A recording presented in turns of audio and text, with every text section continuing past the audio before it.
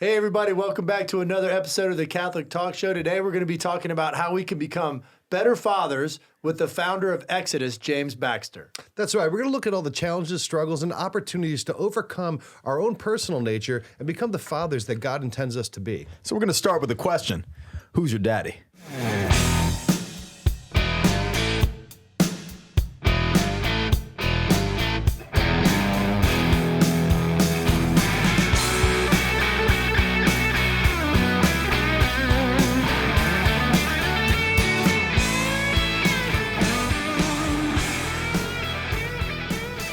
Great to be back in the studio with you guys. James, welcome. It's always a pleasure to see your face and to have you on the show again. It's been a long time. Yeah, it has.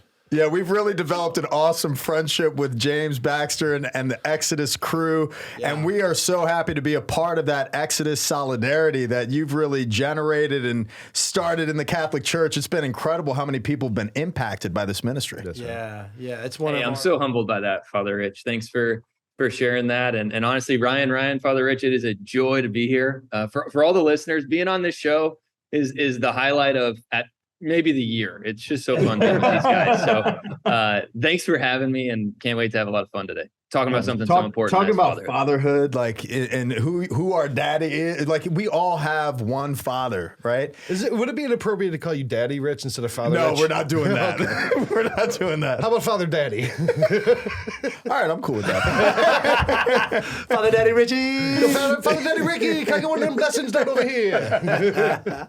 But, all of us as brothers, like, and this is just, the friendship that we have around the table, especially right now with James.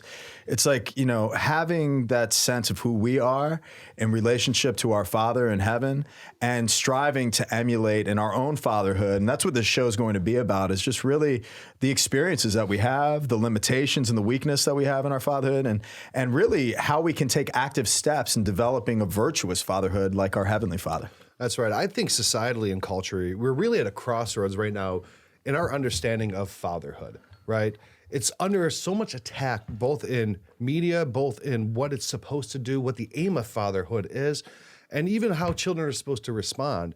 And it's one of the things that's maybe the most pressing need that we have is to reclaim a true sense of fatherhood, not a fatherhood based on a false sense of masculinity, not a fatherhood Amen. Based off of a false sense that males are bumbling idiots, the Homer Simpson model. Simpson, that's true. But males who are entering their role as a father, us as biological fathers, you as a father of souls, and a father of all the people entrusted to you, in the model of St. Joseph and God the Father have revealed to us. Yes. That's what we have to get back, because that is really one of the co-pillars of society.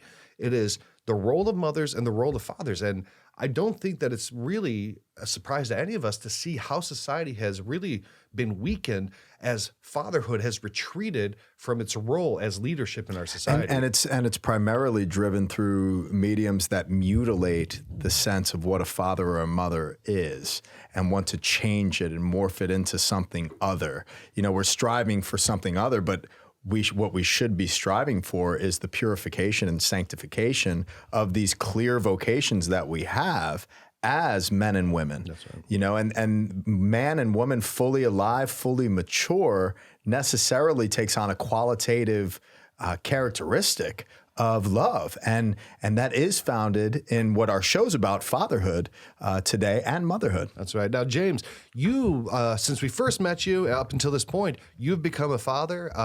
You're now a father of 2 children. Congratulations.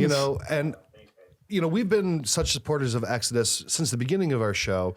And Exodus started out because you were in the seminary, and it was a program that was developed in the seminary, and it took into the real world and helped men really reclaim some parts of them that are being stripped by society. But I can only imagine now that as you grow into your fatherhood of your children, that not only your work, but your life really reflects that massive and fundamental change. So tell us a little bit about your new experience with fatherhood, and congratulations as well. Oh, thanks, guys. Yeah, I have 2, my wife Colleen and I have 2 kids under the age of 3. So 3 and 1. And it has been so transformative. And I was sharing with you guys earlier that, why you start something is not why you stick around. And I can honestly say, as passionate as I was about Exodus in the beginning, becoming married, having kids, like has just taken the passion and the meaning in our work to a level I didn't think was possible. And, one of the things we talk about around here at Exodus so much is that fathers are absolutely critical to sustaining the future of the church. And the research on this is very clear, and it's bigger than Catholicism even, and it's definitely bigger than just the United States as well. But studies show that fathers are the single greatest predictive factor on whether or not children practice the faith as adults. When the dad practices the faith, regardless of the faithfulness of the mother, there is a 66 to 75% chance that a child will as an adult. When the dad is not practicing the faith, even if the mom is, the percent chance that those kids will practice the faith rounds to 0. It's like 2%. It's awful. Wow. And for me, this has become so motivating as I look at my kids grow, as I feel the new responsibilities, I feel my kids forcing me out of my own selfishness. It's also just like inspired me so much that, hey, if I don't live and model this faith for them, there's no chance that they're practicing the faith. And that's a responsibility that husbands and fathers have. It is faith critical, that men really come to grips and understand the significance of this responsibility. And this has, for me, become the rally cry of our work at Exodus. For a long time, it was just, hey, sharing something that I found to be helpful. And now it's like, hey, we want to sustain and build the future of the church, and the formation of men is fundamental. To the Lord finding faith on earth when he comes again. Could I ask you a question? And this really comes from the whole sense of being a priest and not having biological children, but you just expressed like that children kind of force you not to be selfish. What is this? What's the circumstance of having children? And what's that experience of really dying to yourself in respect to a child? I think the greatest thing, and Ryan, feel free to jump in here, but the greatest thing for me is just the prioritization of your time. When you have kids, like the demands are pretty much incessant, and a lot of the times they're pretty cute. It's easy to respond to a 2-year-old, but it's not in the middle of the night, and it's not earlier in the morning than your routine says you should be up, and I just find that, there's just like, well, I thought the day was going to go this way, and it's not. And that's how, and I would say true. So too at work, like before kids, I just poured my whole life into our work at Exodus. And the idea of a 40, 50 hour week has become a necessity because I have children, I have people, calling me to be present to them, and to give them the time and attention that they need, they crave, they deserve.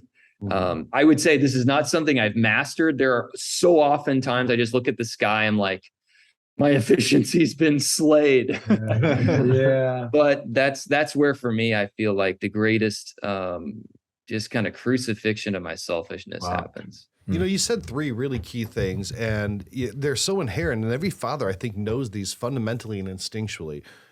And 2 of them I'm going to say are the pillars of what it means to be a man, and that is accepting responsibility and offering sacrifice.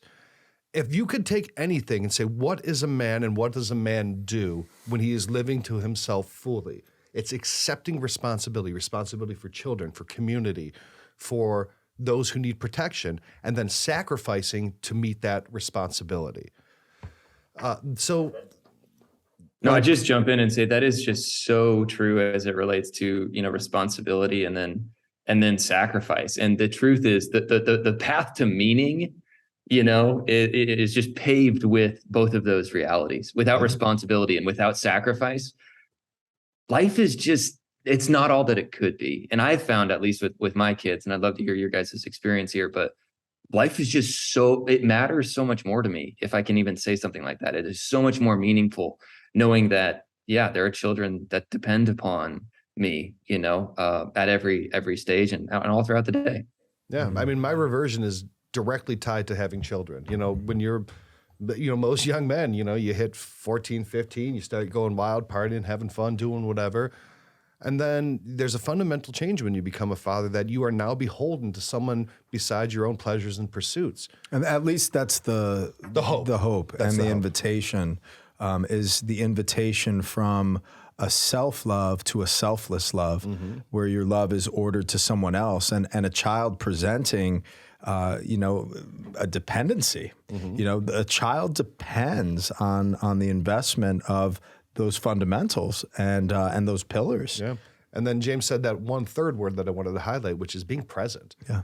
I mean, that is present is so hard in today's culture, with so many different distractions, with so many different things that you can be, with so many different things that they say, well, man, I don't want to have kids, or, I do have kids, I don't really want to be around them. I want to be young and free and party forever. And that doesn't work. You have to be present, accept a responsibility, and then make the sacrifices to make that happen. No other model of masculinity works to be a father, and no other societal milieu works unless there's fathers who are willing to do that. Sure, I was touched. We've got a fundraiser coming up in the parish, and you called me and you're like, hey man, I'm just kind of torn about, the golf tournament, and, Johnny's got a football game, and I'm like, without a doubt, just go to the football game. I didn't even, it wasn't even a thing, but. Well, what I'll do to make up for the lack of the funds, when this episode's done, we have a swear jar, and I encourage you all to do this. So we've created a swear jar.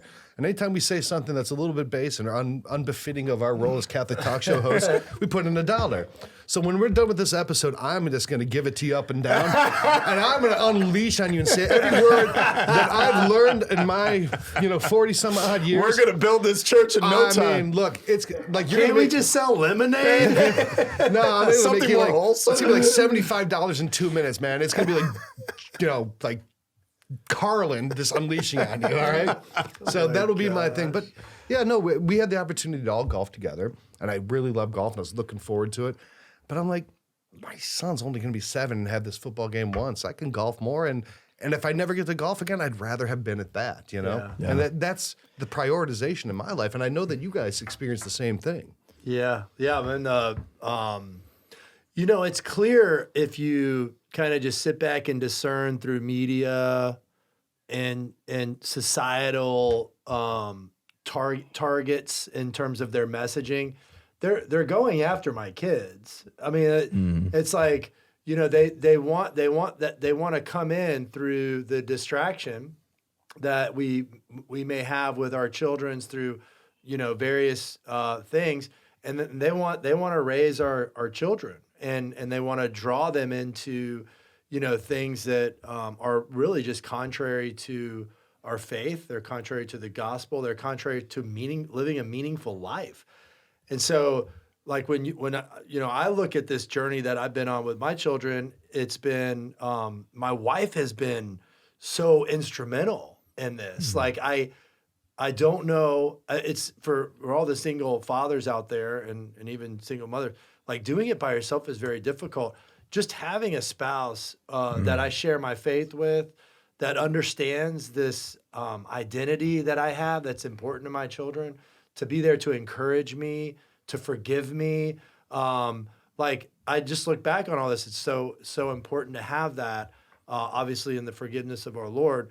And then the journeying through this and the selflessness that we're showing through the grace of God, like I just like I'm grateful for it. Like it's almost like a forced selflessness. I mean, you can go one way or the other. It's right there in front of you. You can turn away from this responsibility and sacrifice just as easy as you can turn towards it. That's why the sacraments, in my opinion, are so important, and the work that James is doing is so important to detach ourselves from the world, because the reattachment is to the things that matter, right? The things that are good in our lives, and the goodness of a father to a child. Make no mistakes about it. Anybody that's listening, just have faith in that. That is the most important thing in a child's life. So, I mean, I look at this whole journey. I've got, teenagers now and then still little children. And I look at my little children, I've gotten so much better at being present to them. as opposed to just go away. You got your hands all over my end table. I'm trying to drink a glass of water to, oh, why don't you take this ice cube? Like, so, you know, the evolution of fatherhood is both with the life that you're living, the spouse, the children, like all these things begin to hopefully take shape in your heart so that this detachment is something that you can bind yourself to them with, you know? And it's so easy, I think, guys, to look at detachment or sacrifice and think like, woe is me, you know, and that leads to a kind of unsatisfaction or happiness. And I'll never forget how when my wife became pregnant, a couple things happened for me that just really changed. Number one, I became so protective of her health, her well-being, how she was doing. Like it just brought out dimensions to my protection that I had never experienced before in our relationship. But the second thing was in my prayer, as I was reflecting on like, oh my gosh, like I am a father now, you know, in the conception of this child in the womb. But I just remember praying through this and the Lord really just like spoke to me the words like, you know, this child will be an agent of healing for you. And I remember just being so puzzled by what that meant. Like, what do you mean this child will become a source of healing for me? And I think what it is, honestly, years into reflecting upon this is, you know, when you're called to sacrifice and lay down your life, which you are every day, if you're really paying attention and really taking your call to fatherhood seriously, there's just not as much time to think about yourself. Yeah. And I look at my life now compared to my life 4 or 5 years ago, and I was just so self-referential and so self-focused. And that has become that like kind of orientation to my kids and my spouse in a particular way has just brought so much, not just meaning, but like greater satisfaction. And when I look at my peers, and I have many who are, you know, low 30s, still not having kids, more secular minded people generally, they're afraid to lose it. Like they're afraid to like, quote, lose their happiness because they look at these sacrifices as a cause of misery. And my experience of the last couple of years, and I've not been perfect and I have so much to learn and to grow in, is no, it's like directly the opposite. Like this is like a path of actually great freedom, you know, if you take it seriously. But you know what, there is a path of misery is if we go any further and you don't click the subscribe button or give us a thumbs up. If you're on YouTube right now, you better hit that subscribe button right now. As you a father, $1 right now. As a father, I'm talking directly to you. Look, if you don't do it, I'm not going to be mad at you. I'm going to be disappointed. Very disappointed. Very, very disappointed. And you're free to make that choice not to, but I think you should. But you're going to have to learn the hard way. Or you can just click like and subscribe and problem solved. Exactly. I mean, you've got a lot of freedom on your hands. Go to Facebook, Instagram, Twitter. We're there. Yeah. Go to Spotify, Podbean, and, you know, all other sorts of audio, iTunes. I like how you mentioned Podbean, but not Apple or Google. Yeah, it's Podbean. Did you cut a side deal? I just like saying it. They're going to help me build a church. I'm going to do that after episode 2. You know, we started out the show, Who's Your Daddy, right? And Delacrosse, you know, you shared, you know, the world, really, you know, like the distractions of the world. And really, like there's mediums that want to paternally raise the next generation. And, you know, clearly the world, the devil, can absolutely have a paternal role. And it just drew my mind back to the gospel of John chapter 8. And this is Jesus interacting. This is, you know, basically Jesus getting to the point of saying, before Abraham was, I am. But from verse 39 into 44, listen to this. They answered him, Abraham is our father. Jesus said to them, if you were Abraham's children, you would be doing what Abraham did. But now you are trying to kill me, a man who has told you the truth that I heard from God.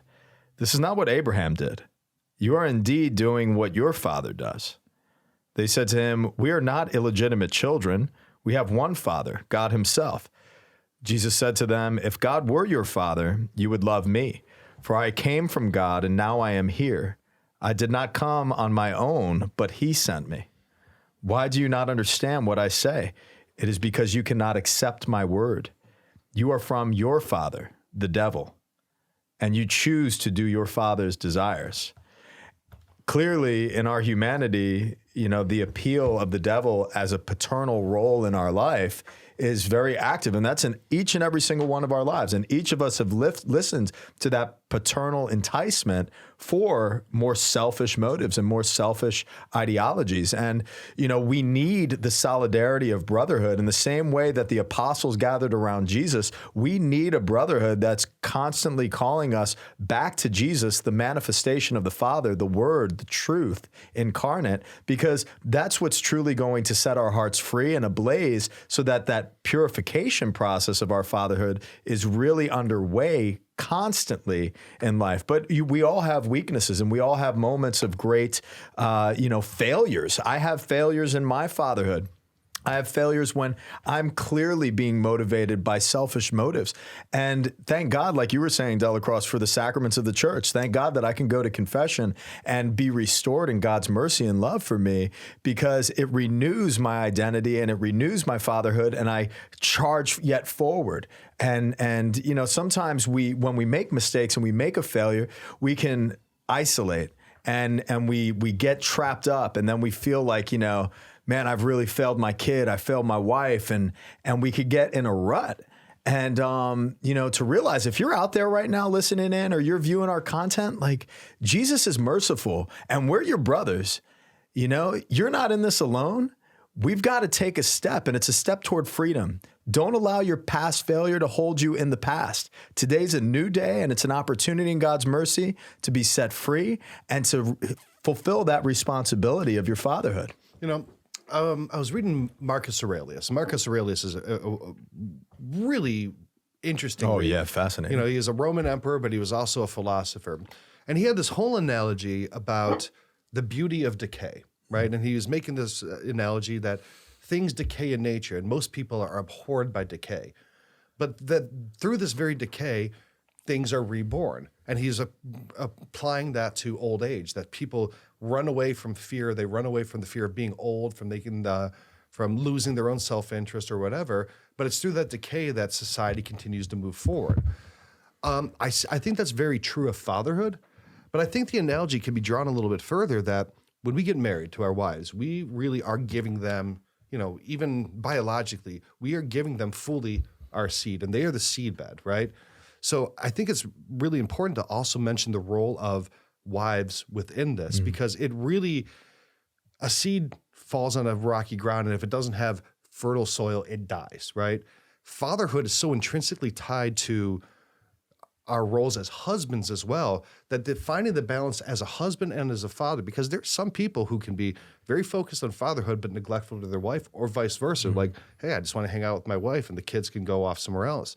And my wife, Kelly, has been so amazingly balanced at this. She's, make sure that there is a real focus on the kids, but that we're also parenting together. I couldn't have done it without her, to really want to give myself completely, but then have the place to where all my insecurities, all my problems, that shell can break off of me and can find a fertile ground that grows into this family that we've built together, That's beautiful. Yeah. And the other thing too is like, it is a journey, like James was saying.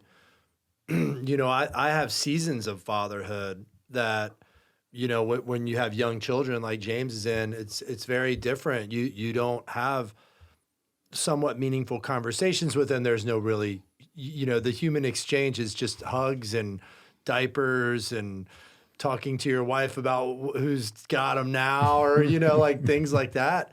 And as the kids get older, like the seasons change. Like it's a different season for you as a father. And so there's constantly this demand of you to be aware of what's going on in your children's lives so that you could receive the grace to respond to, the needs of the children's, to have a father. I think you have a really unique situation on your hands, Delacroix, too, is, you've got a number of kids, but you have kids that are teenagers and you have toddlers on your hands. What are some of the practical ways that you're living out your fatherhood, and what maybe some of the challenges, but some of the ways that you're kind of finding inroads to living it out more fully? Yeah. I mean, it's been a process, right? I mean, let's not forget the process of learning as a father. With the You help learn of- obedience through what you suffer. That's exactly right. I think the biggest thing, we interviewed Mark Wahlberg's brother, James, I think a year or two ago. And I asked him, because I have a big family and a lot of those boys got in trouble. And I was like, hey, like, can you help me? Like, what would you, and he said, spend individual time with your children. And that's time that my wife and I have, formed a place for us to do that. And it's been just so fruitful we take them out on their birthday, and then usually once a month plan something with them as a father. I'm going to take you here. I want to go. Nope. Just me and Leo, just me and Vincent, we're just doing this together. So they have this feeling that dad loves them in a singular way, and that sees and loves them instead of a group of people. Now that's a large family. There's probably lots of other ways to do this, I think, that we can discuss, but that's really helped me a lot. Yeah, I mean, I have a 19-year-old daughter and a 7-year-old son. So my wife and I really spread them out. And, you have a distinct individual relationship with them each as persons. When I'm in Johnny mode, it's very much bro time. It's, some football and some video games and whatever, nights and all kinds of cool stuff. But when I'm with Chloe, it's very much more... When you get to be like a 90-year-old man and what she's going to do to you. Hey, I'm setting my 5-year up for that. 5-year-old. No, I mean, with her, it's a very different thing. It's very much more about exploration and experiences. And it's kind of responding and understanding your children as individuals and responding to who they are as a person, because that's the way God does to us. He treats us all, loves us individually. And that's in my opinion, and at least my experience, the best way to father is to treat each one of them as the person they are. And then there's also, communal punishment too, right? Yeah. And to see how you and Chloe also like intellectually spar, and she spars with you, is really a cool dynamic. Very, very cool dynamic. Yeah, we have a lot of fun. Yeah, it's awesome. I mean, I think one, like practical tip that I'm kind of learning from my young kids, and we're not having the most cogent sparring discussions yet, it'll happen. but mostly my son just talks about trucks, and I'm proud to say he probably knows over 100 variants of trucks, and 100 is not like a father's overestimation of his kid's brilliance, but there's this YouTuber that has this channel that's called 20 Trucks. And they have like this series called Truck Tunes, and he has hundreds of songs about trucks. And we will just play this on a loop. And anyway, my son is just obsessed with them. And but one of the things we're doing when I'm outside, he's on his little play digger and just digging piles of dirt and over again for hours. He'll often just kind of look back or try to reach out to me just to know that I'm still around, that I'm still there. And then he'll just go back to what he's doing, and he'll be in that zone for 20 more minutes. And then he'll, where's that at? And I just find that just him knowing like I'm around, I see you, I hear you, does so much to kind of ground and stabilize him. And when I reflect on my own relationship with God the Father, I find myself often doing that as I encounter difficulties, struggles, challenges every day, just like, God, like, where are you, in all this? And I need that moment of connection to just like return me to who I am, as a son. And I just think the Father's presence, and that's just one small example, does so much to like offer, not just emotional or mental, but spiritual grounding that can't be replicated, really by anybody else. Yeah, I've long had this theory, and it's always proven out. It's kind of a pseudo-psychological theory that people treat the church based on their relationship with their mother, and their relationship with God is based on their relationship with their earthly father. They are really very much windows and reflections of that. So the way that you feel towards the church, however your relationship with your mother was, is going to reflect in that. And the way that you feel towards your father, your relationship to God the Father is going to reflect in that. And I think that's inherent just in the binary nature of parenthood. So it's a really important thing to also encourage that, have your children see how you protect their wife, how you want to be a husband. That's a big part of being a father, is showing them how to be a a husband one day, or what their relationship would be like as, a spouse, right? But, James is talking about how, like, your kid just turns around and makes sure you're there. Well, I'm sure James, probably later in life, your kids are like, look around and just think, yeah, God's still there. It's those kinds of things that are so ingrained into children that, being aware of them. We said about being present, and part of being present is being aware. And being aware of the impact that your actions and your behaviors are having on your children, and being intentional, making particular things very well known. Like, look, when we go to church, Johnny, we wear these kinds of clothes. And it's, I mean, I could probably wear something else, but it's for him, It's like giving signs and giving an example that's so important. One of my parishioners expressed to me from her daughter's maybe, I think, like 12, 13 years old or so. And she said that one of the kids at school got pregnant. A girl got pregnant. And it came up in conversation out of the blue, what would happen if I got pregnant? And, like, she's asking her mother this, and, like, it was kind of like a topic that you kind of want to avoid, I think, as a parent. And that's what this mother was saying. It was just like, kind of took her off guard. But then the conversation continued on, and the mom started saying, and you'd have to go to church, like, you'd be pregnant in church, and how would you feel? And, that would be awkward walking in and people seeing you, because we see all these people and they would see that I'm pregnant. I'm like 14 years old, and et cetera. And then this was one of the most beautiful things I've ever heard in my priesthood. The mom said to the daughter, what do you think? Like, how do you think Father Rich what he would think about it? And the daughter looked so relieved in her face and her eyes, and said, I wouldn't feel judged. I know that Father Rich would walk with me and he would help me, And it's like, as a priest, bro. Yeah. Here it comes. Yeah. Well, but that's the real fatherhood. That's just, That is real. But, like, that's when you think about our Father and the way that, we sin and we manifest our conscience. Yeah. And he's present to us and he loves us. When we try to emulate the perfect virtue of our Heavenly Father, it's presence, but it's mercy.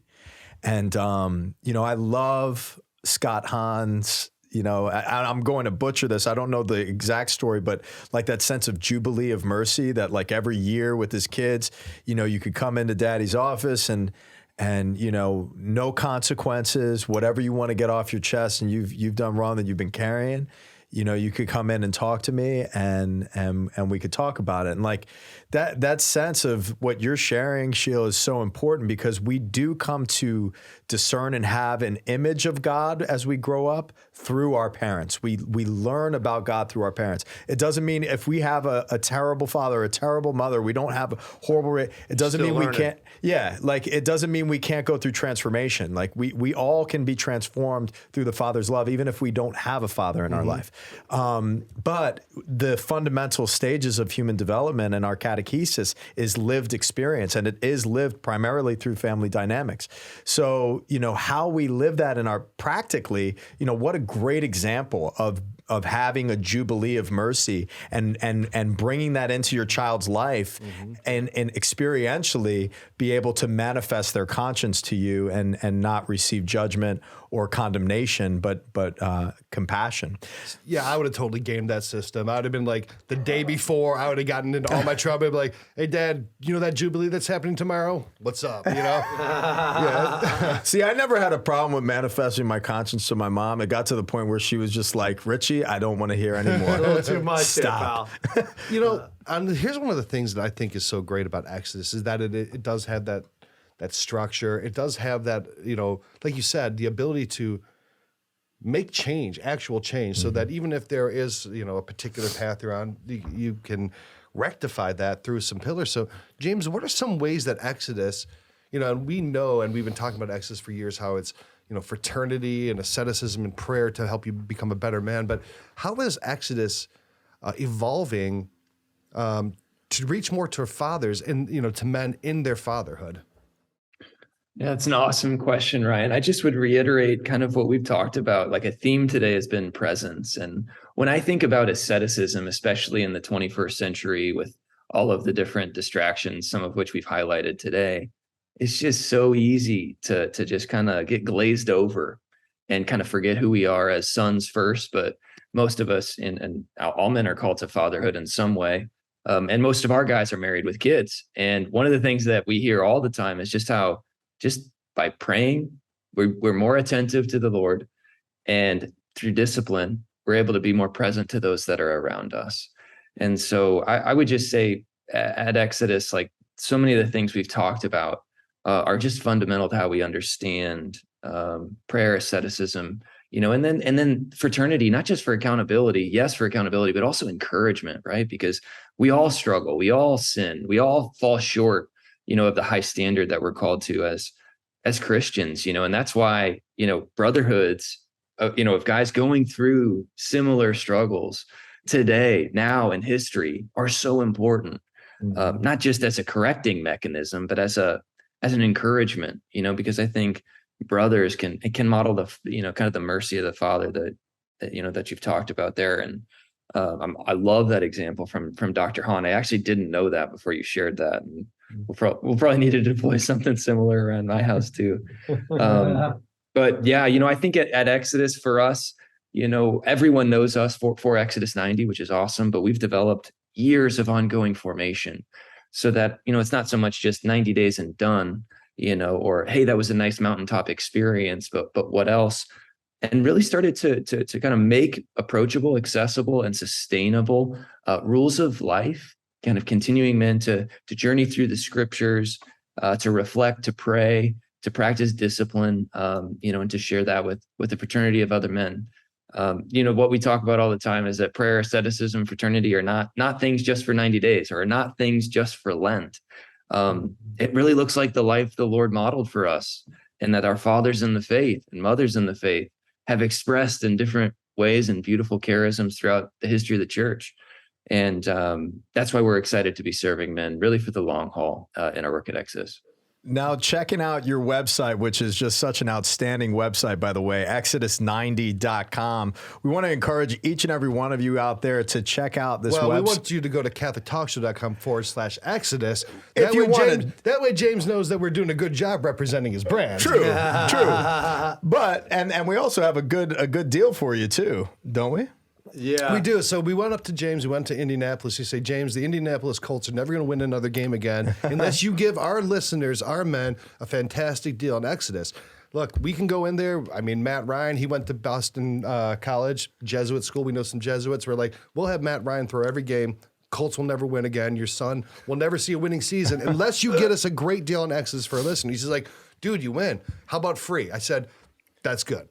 So if you go to catholictalkshow.com/Exodus, you could try this app out that James and his team has developed 100% free and see how this has transformed the lives of tens of thousands of men through the pillars of prayer, asceticism, and fraternity. So whether you access the portal of the website through us, which that would be nice, but as long as you get to exodus90.com, you're going to see a great website and all the things that they offer, from daily reflections, parables. But the thing that I want to ask you about is this: it's brand new. I didn't see this last time I was checking out your website, but it's a tailgate tour. What in the world is a tailgate tour, and how can we learn a little bit more about it? Yeah, absolutely. So we have one of our teammates, Nathaniel Benversi. He's our director of mission at Exodus. He's literally driving the country in an Exodus RV. It is literally a fifth wheel it looks like what it is on the site. And honestly, we're just having pop-up events, I mean, tens of these things. We haven't quite hit 100, but we get 50 guys or so a pop, bouncing around, not just to parishes, but just like local breweries. And Exodus guys are, it's really humbling, honestly, from my side of it, but just so loyal to their experience and to what they come to find through prayer and through sacrifice in their fraternity. And so we'll just have these events. They'll come out of the woodworks. They'll invite their friends who haven't experienced it yet. And it's really been really fun. So, the tailgate tour, I mean, heck, you're listening to this, you want to bring Nathaniel and his family in their RV to your parish for an awesome men's talk. we're there. So just go to the site, fill out that contact form. And I know a priest who has a be there. parish pretty close Yeah, by. I think I might be bringing you here, and maybe we could coordinate schedules, and it's around the shoot too. That's I it, think that would be a lot of fun. Really cool. Now, in this tailgate event picture, I'm seeing beers. So is it like, you have a beer at the tailgate event, and then you enter into 90 days of asceticism, or how does that work? Hey, so, men's events, I mean, it's easy to just host things at parishes, and you get the same guys come in, that go to everything basically in the parish. And what we're trying to do with this event, by it being in parishes sometimes, but also just in local community events that the guys come up with, you just get guys that wouldn't necessarily come to a church event or may not be practicing the faith at all. Some of whom aren't Catholic either, but know that they want something more from their life and don't quite know what to do about that. So really these events are super approachable, super down to earth, really fun. Honestly, I think it fit pretty well in your brand here at the Catholic Talk Show. But it's also a time to feel a calling on to more, into the responsibility and sacrifice that we've been talking about today, that fathers, really need to be practicing to live up to their calling. That's right. So one of the things that Exodus is also... But wait a second, Ryan. Yes. If you're going to talk about under the table, my beloved Indianapolis Colts. All right. I've got I don't mean to do some soap opera thing where I just throw it over the table, but I don't know what's going on between Delacrosse and UShield with this whole Deshaun Watson transfer. But there's something. Well, if you go to CatholicTalkShow.com/Exodus, you can try the app for $87. That's what happens, James. Well, James, I'll tell you, I'm a lifelong Browns fan, but I'm definitely gravitating this season more towards the Detroit Lions, my other team, just to see what happens and see if I can regain my love for the Browns and if they can redeem themselves, because the whole thing has been unsavory and not something that I want my son to see that the quarterback of his team has done, but that's not for me to judge. And it's hard to find a masseuse in Houston, so don't give me any crap.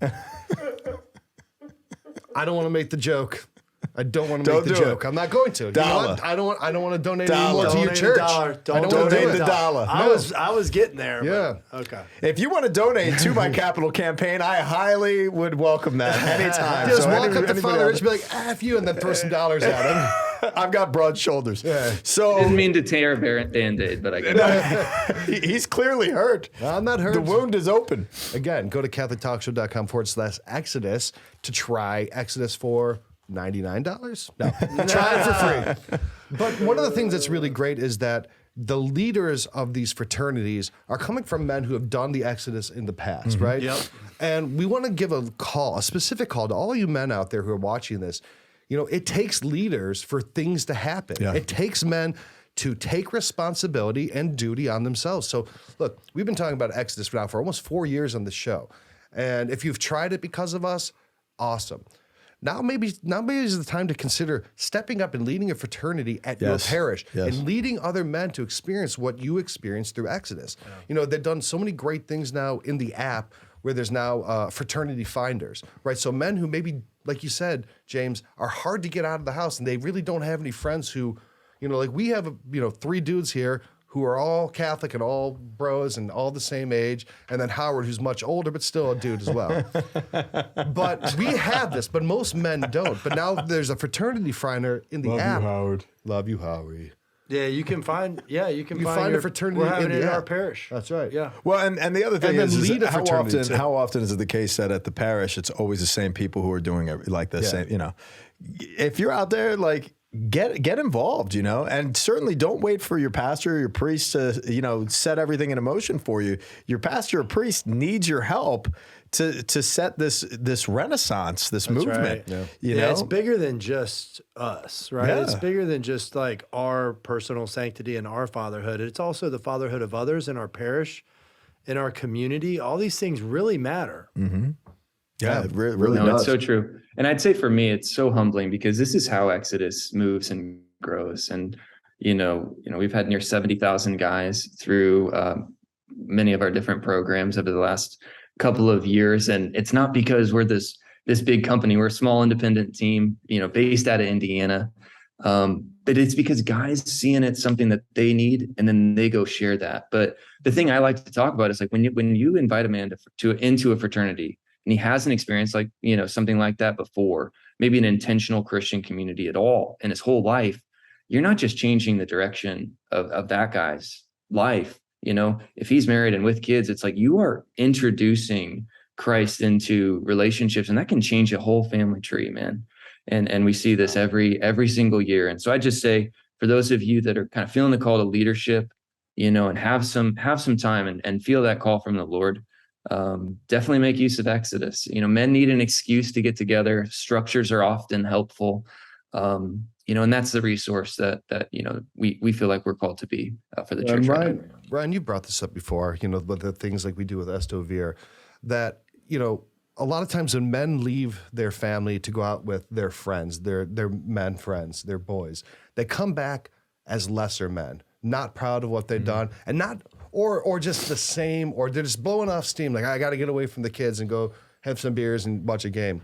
But when you go into like a fraternity like this or something like Estovir, you're coming back as a better man. You're leaving the house and coming back with more to bring home. Yes. Yeah. And that is a great thing. That's the kind of thing that men should be doing. And believe me, your kids are looking at that. Yeah. They're wondering where you're going. Yeah. And when you're going to Exodus, it's like what we had at the men's prayer group out in San Diego. Big shout out to all my friends out there. I miss you guys. But, to see 60, 70 men getting together and opening up the scriptures and praying for each other and looking out for one another who's got cancer, his wife's in the hospital, and rallying around, the kids absolutely see that. Mm-hmm. And when they see that, that's the retention rate from that Swiss study, that's right. That James was talking about before. It's like when children see that and the security they get in looking at their fathers who are before God, like, that's huge. Mm-hmm. It's huge. They're watching, God's watching, and you're clearly watching on YouTube. And if you didn't hit the subscribe button, don't wait any longer. Hit that subscribe button. And I want to share one last story. And this is from a great brother out there in San Diego. And it's about presence that James shared, and all of us have shared, how important presence is to the responsibility of fatherhood. I heard from 2 of the 4 children of this family that the thing that they hold on from home as they're going off to college, the thing they hold on from home the most is that when they woke up every day, they would come out to the kitchen, living room area, and they would see their father in his chair, in the couch, with the Bible open, praying. He's always there. That presence of prayer, and that has always stuck with me as one of the greatest examples of fatherhood, is that not only are you present to your children, to your wife, to your household, you're present to God. And in that presence, the fatherhood of God channels instrumentally into your home, and amazing things happen. So if you want an amazing thing to happen in your home, check out Exodus, one of our great partners and sponsor of the show. And we are so grateful that you make us a part of your life, your family life. And we hope that our ministry touches your heart, and certainly your support of our show does as well. We want to give a big shout out to our patrons. That sense of paternity, from patria, that sense of a patron is someone that supports financially, and we just thank you. So if you're considering supporting the show financially, please go to CatholicTalkShow.com/Patreon, and you'll see every way that you could support us. And we have some really cool gear, awesome coffee mugs, candles, and incredible, comfortable hoodies. All the cool stuff. All the cool stuff there. And just to say thank you for your support. And we continue to look forward to much more Catholic content here at the Catholic Talk Show. And we'll see you next week. God bless.